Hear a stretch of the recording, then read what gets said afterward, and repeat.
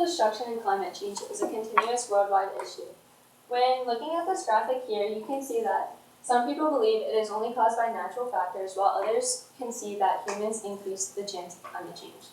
The inspiration for my argument comes from Margaret Thatcher's speech to the United Nations and Martha Montgomery's Urban Transformation of the Developing World. Both these sources provide information on the transformation and harm humans are causing. After reading and dissecting these articles, I wondered, to what extent are humans responsible for the destruction of the environment and changing climate? After looking at research, I came to my conclusion that humans have a major impact. When looking at the social aspect, lack of economic and government support, and the environmental history of the planet, it's easy to see that humans are the source of the problem. All throughout history, the Earth has been destroyed and transformed negatively by humans. Lerner, who is well educated on global issues, uses the Dust Bowl in the US 1930s as an example. The Dust Bowl is an effect of significant drought and poor farming practices, which Lerner explains was caused by humans.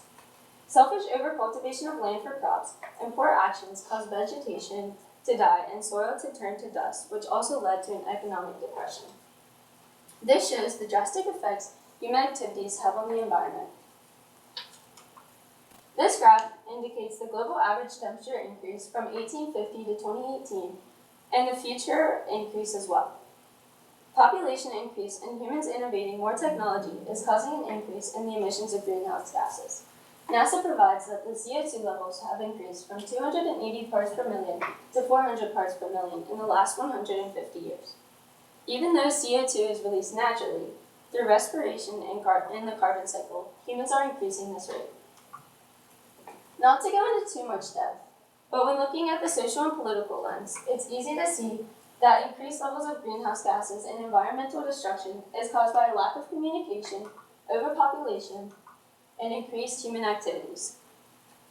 Lerner's article again on the database discusses the vast pollution within China, which is caused by underregulation and causes harm to the environment through industry and more. China isn't the only country like this, however. Haiti, for example, has an environmental destruction due to poor economic support. By looking at this graphic, you can see the difference between a well-supported country versus a low-supported country.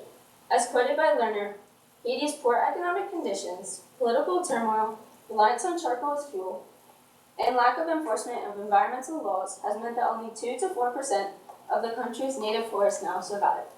As you can see right here, nearly anything cannot change without finances, and with the lack of people working together to decrease their negative impact on the environment, nothing will change.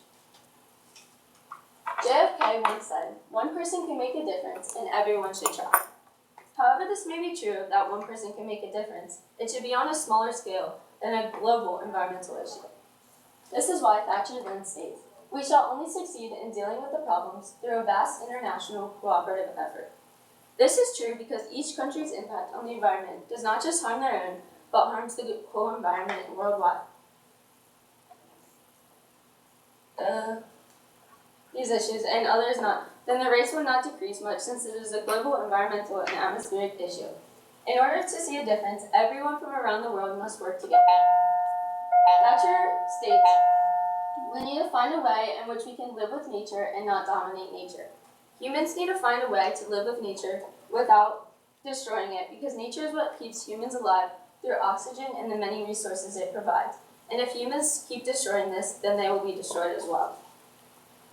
I've gathered many solutions, although not all are provided within this presentation, but we must all work together.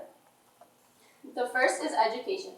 Without society worldwide being educated on the negative impact they are making, they will not know what or how to change. The issue with this, though, is that it's hard to educate everyone globally, and as said earlier in the presentation, without an overall commitment, it will be difficult to see change.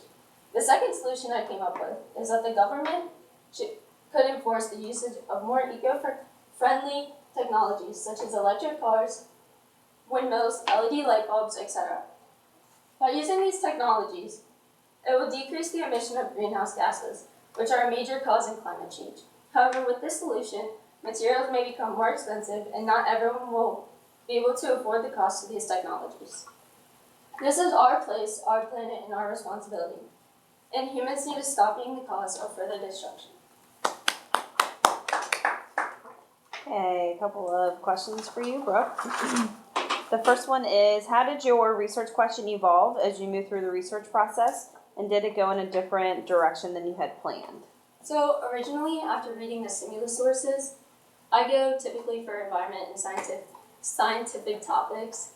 And once I saw Thatcher's, especially Thatcher's article, which was, she's a part of the UN, and going straight from humans' impact on the environment, that sparked my interest right away. So actually, first, I did have this question, and I just ran with it, and once I found Montgomery's, I found a way to use the overpopulation that he talked about and how people are impacting the environment. And then your second question would be, what advice would you have for other researchers who consider this topic? So, if someone was considering this topic, I would tell them to look more at why people, because there are many people in society who think, climate change is not occurring, and, they don't see the scientific background of the reasons of why humans are impacting the environment. So, I would tell them to look at maybe, how people are, the reasons behind why people think that.